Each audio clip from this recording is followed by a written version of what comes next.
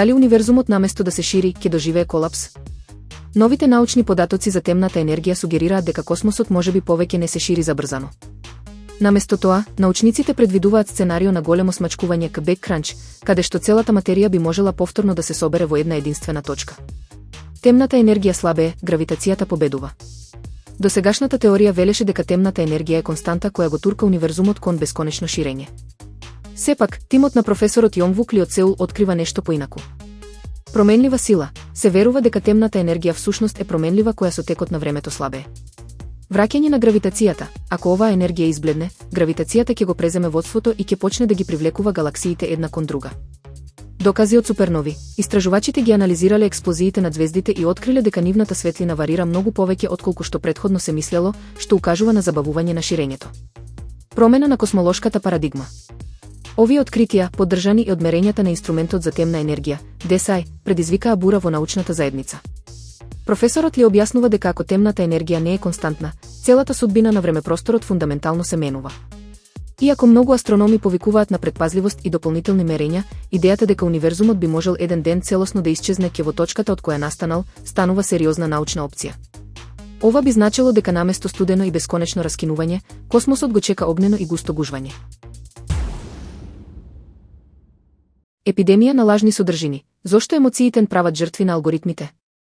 Социјалните мрежи се преплавени со видеа и слики генерирани од вештачка интелигенција кои масовно се споделуваат.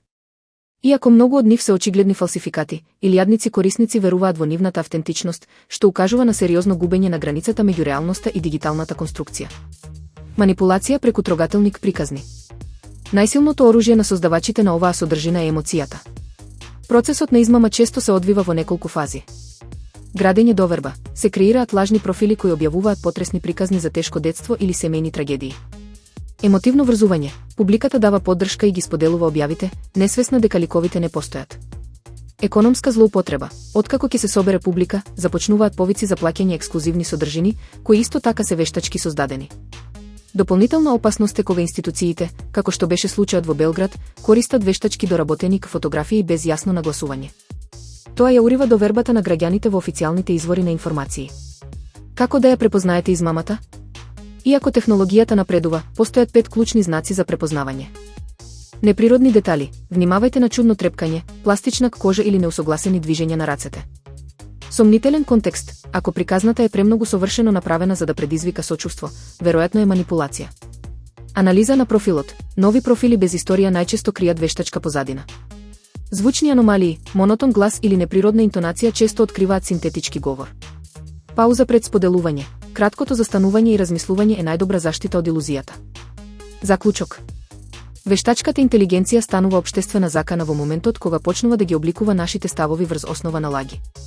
Без критичко размислување, ризикуваме да живееме во свет каде вистината зависи само од квалитетот на алгоритмот.